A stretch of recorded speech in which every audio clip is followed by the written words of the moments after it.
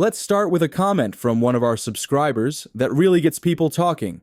Stop giving single parents rewards for having 5, 6, 10 kids by different partners. If they can work, they should be mandated to do so before any benefits are given.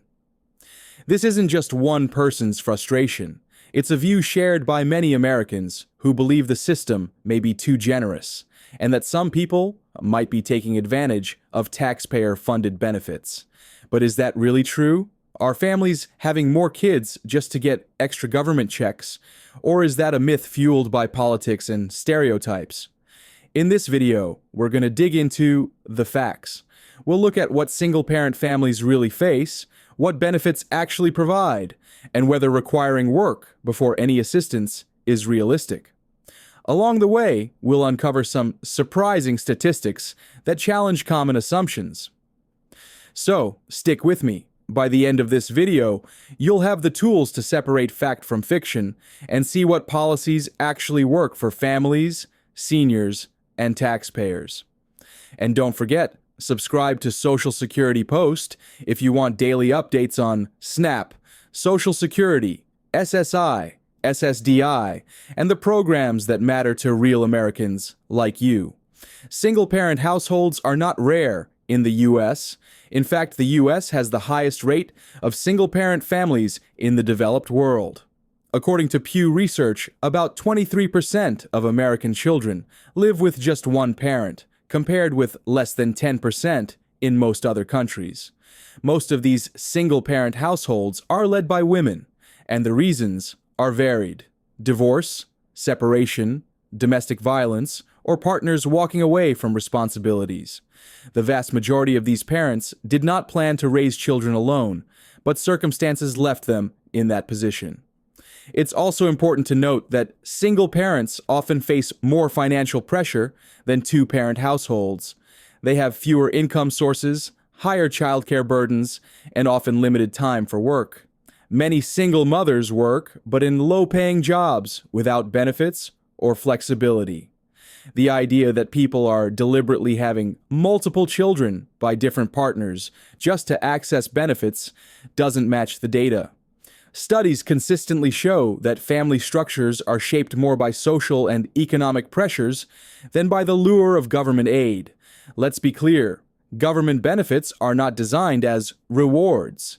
Programs like SNAP, TANF, Medicaid, and housing assistance are safety nets meant to keep families from falling into absolute poverty. The average SNAP benefit is around $202 per person per month. That's about $6.75 per day for food. Try feeding yourself and your kids 3 meals a day on less than $7 per person, and you'll quickly see that this is no luxury. TANF, which provides cash assistance, varies by state, but averages less than $500 a month for a family of 3, hardly enough to cover rent, utilities, childcare, and food. When you look at the numbers, it becomes clear these programs are about survival, not comfort. Most families who receive these benefits also work, but their wages are too low to cover basic needs. Benefits help bridge the gap, especially for children, seniors, and disabled individuals. The idea that parents are having more children for benefits assumes that families see government aid as profitable. But in reality, the math doesn't add up. The assistance is minimal, and raising children costs far more than the little extra help a larger family might receive. The stereotype of parents gaming the system, sometimes called the welfare queen myth, has been around since the 1970s, but research has repeatedly shown it's misleading. For example, studies from the National Academy of Sciences and other research institutions have found that increases in welfare benefits have little to no effect on fertility rates. Most families do not decide to have children based on the possibility of slightly higher SNAP or TANF payments. The cost of raising a child in the U.S. averages over $233,000 from birth to age 18, far exceeding any additional assistance a family might receive. Some states even have family caps that limit benefits for additional children. This means that having a new baby doesn't necessarily increase the aid a family gets. While critics point to isolated cases where someone may try to misuse the system, these are exceptions, not the rule. Building policy around rare abuses risks hurting millions of children who rely on these programs through no fault of their own. It's important to separate myths from reality. Most single parents are working hard to provide for their kids, not looking for ways to manipulate the system. Work requirements have been part of welfare policy for decades. In 1996, President Bill Clinton signed a welfare reform bill that tied TANF benefits to work participation. The idea was simple: benefits should encourage employment, not dependency. In practice, the results were mixed. Yes, employment among single mothers initially increased, but over time, many families fell into deeper poverty because the jobs they could find were low-paying and unstable. According to the Center on Budget and Policy Priorities, work requirements often reduce benefits but do not reliably lift families out of poverty. The challenge is that work requirements assume jobs are always available and accessible, which isn't the case. Parents with young children often struggle to find affordable childcare. Transportation barriers, disabilities, and health issues also make full-time work impossible for some. Research shows that when families are forced to meet strict work requirements without adequate support, they often lose benefits altogether, leading to higher food insecurity and worse outcomes for children. So, while the concept may sound fair on the surface, the reality is more complicated and often harmful to the very families these programs are meant to help. The people most harmed by cutting benefits or requiring work before aid are the children. Kids make up nearly 40% of SNAP recipients, and they don't control how many siblings they have or whether their parents are working. Denying them food, housing, or health care as a way to punish their parents only deepens child poverty and increases long-term costs for society. Hunger in childhood is linked to worse educational outcomes, poor health, and reduced lifetime earnings, costs that taxpayers ultimately pay in other ways. It's also not just children.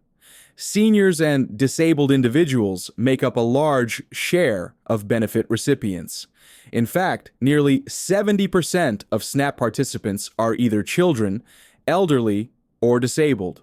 These are groups who cannot simply be told to go to work. Withholding benefits until work is proven would exclude millions of Americans who genuinely cannot work but still need help to survive.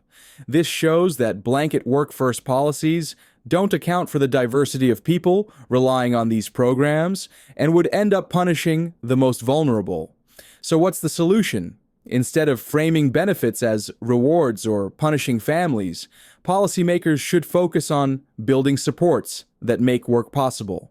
Subsidized childcare is one of the most effective tools, allowing single parents to take jobs without worrying about leaving children unsupervised. Job training programs, transportation assistance, and access to healthcare all make it more realistic for families to become self-sufficient. Evidence shows that when families are given both income support and practical tools, they are more likely to find stable employment and escape poverty in the long term. A balanced approach also recognizes that not everyone can work and not everyone has the same opportunities. Seniors, disabled individuals, and those caring for young children need flexible systems that protect them from falling into destitution. Benefits should be structured to encourage work where possible, but never at the expense of children's well-being. The goal should be to break cycles of poverty, not create harsher conditions that make escaping poverty even harder. This requires a smarter mix of accountability and compassion, something that benefits both families and taxpayers. To the viewer who said benefits reward single parents with many children, I hear your frustration. It's natural to feel upset when it seems like some people are taking advantage of a system funded by taxpayers. But the truth is, most families receiving assistance are not doing so because they want to live off the government. They're struggling to make ends meet in a country where wages often lag behind the cost of living. And the few who may abuse the system are the exception, not the rule. Mandating work before benefits sounds fair in theory, but in practice, it risks punishing children, seniors, and disabled individuals who cannot simply go get a job. Benefits aren't rewards, they are lifelines.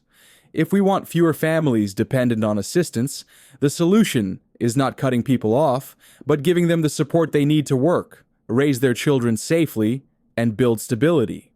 That's the real path to reducing dependency and strengthening our communities. Here's the bottom line: benefits are not designed to reward bad choices. They are designed to keep families, especially children, from going hungry or homeless. The evidence shows that while work requirements sound appealing, without proper support systems, they often do more harm than good. Cutting benefits before work is proven would create more suffering, not less. The real solution is smarter policies that encourage work while protecting vulnerable groups who can't simply work their way out of poverty. Now, I want to hear from you. Do you think benefits encourage people to have more children? Or do you think that's a myth? Should work requirements be stricter? Or should we focus more on support systems like childcare and training? Drop your thoughts in the comments below.